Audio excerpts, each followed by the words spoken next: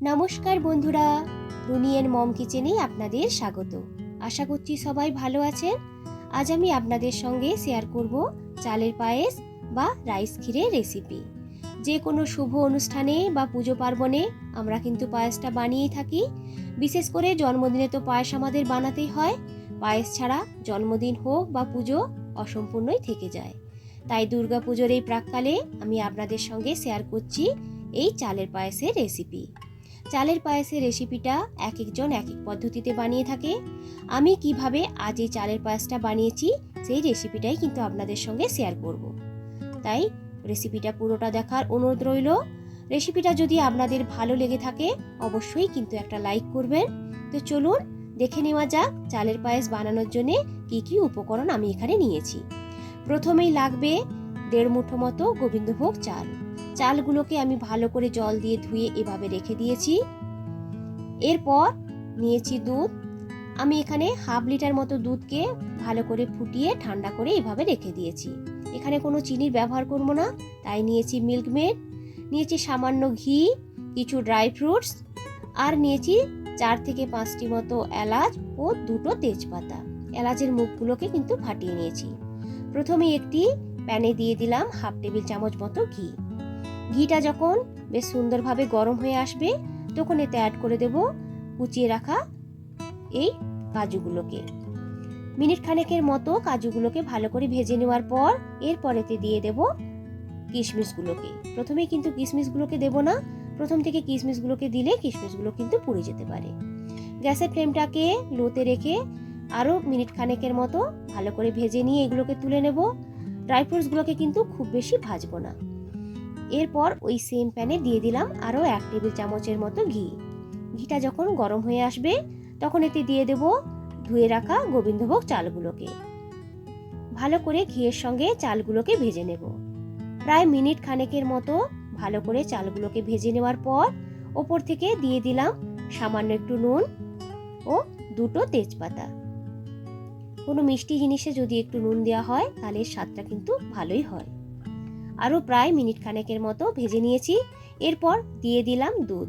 পুরো দুধটা কিন্তু একসঙ্গে দেব না, হাফেরও বেশি দুধ কিন্তু এখানে দিয়ে দিয়েছি। এরপর চামচের সাহায্যে ভালো করে চালের সঙ্গে দুধটাকে মিক্সড করে নেব। দুধটা অ্যাড করার পর এইগুলোকে কিন্তু ছেড়ে রাখা যাবে না, এইভাবে কন্টিনিউয়াসলি কিন্তু নাড়াচাড়া করে যেতে হবে। তেজপাতাগুলোকে দেখুন আমি তুলে নিচ্ছি। এরপর দুধটাকে ফোটার জন্য একটু সময় দেব। প্রায় 5 মিনিট পর দেখুন দুধটা কিন্তু ফুটে বেশ অনেকটাই কমে গেছে। এই সময় অ্যাড করে দিলাম যে দুধটা রেখেছিলাম সেই বাদবাকি দুধ ও দুধের বাটিটা ধুয়ে কিছুটা জলও ওই পায়েসের ভেতরে অ্যাড করে দিলাম। আবারও সব কিছু দিয়ে এইভাবে নাড়াচাড়া করে গ্যাসের ফ্লেমটাকে লোতে রেখে ভালো করে পায়েসটাকে ফুটতে দেব। আরও প্রায় 10 মিনিটের মতো পায়েসটাকে ফুটিয়ে নিয়েছি। দেখুন চালগুলো কিন্তু প্রায় সেদ্ধ হয়ে এসেছে আর দুধের ঘনত্বটাও কিন্তু অনেকটাই কমে গেছে। এরপর একটি চামচের সাহায্যে এই চালগুলোকে একটু থেতো থেতো করে নেব।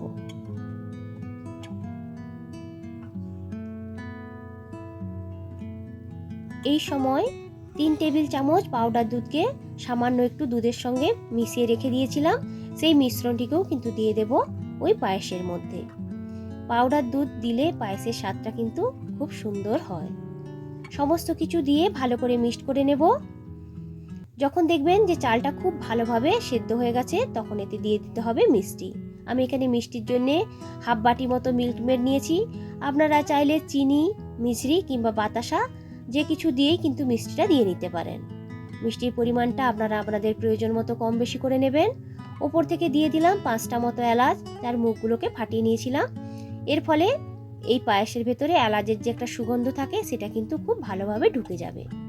ওপর থেকে দিয়ে দিলাম ভেজে রাখা কাজু এবং কিশমিশ। সমস্ত কিছু দিয়ে ভালো করে আরেকবার মিক্সড করে নেব। তবে এই কিশমিশ দেওয়ার পরে এই পায়েসটাকে কিন্তু আর খুব বেশি সময় ফোটানো যাবে না। কিশমিশের ভেতরে যে টক ভাবটা থাকে এর দ্বারা কিন্তু পায়েসটা কেটে যাওয়ার সম্ভাবনা থাকে, তাই আর বেশিক্ষণ ফোটাবো না। নামানোর আগে উপরে দিয়ে দিলাম আরও 1/2 টেবিল চামচের মতো ঘি। ভালো করে ঘিটাকে মিক্সড করে নিয়ে আর একটু সময় ফুটিয়ে নিয়ে দেখুন গ্যাসটাকে কিন্তু আমি অফ করে দিয়েছি। একটু ঠান্ডা হয়ে যাওয়ার পর এটিকে নামিয়ে নেব। তো বন্ধুরা আজকের আমার এই রেসিপিটা আপনাদের কেমন লাগলো অবশ্যই কিন্তু আমাকে কমেন্ট করে জানাবেন। এই রকম ধরনের নিত্য নতুন যদি রেসিপি দেখতে চান আমার চ্যানেলটিকে সাবস্ক্রাইব করবেন, লাইক, কমেন্ট ও বন্ধুদের সঙ্গে শেয়ার করতে কিন্তু ভুলবেন না। আমার চ্যানেলে যারা নতুন বন্ধু, যারা আমার চ্যানেলটিকে এখনো সাবস্ক্রাইব করেননি, তাদের কাছে অনুরোধ রইল চ্যানেলটিকে সাবস্ক্রাইব করার জন্য। পায়েসটা দেখতে যতটা হয়েছে সুন্দর, খেতে হয় কিন্তু ততটাই সুস্বাদু।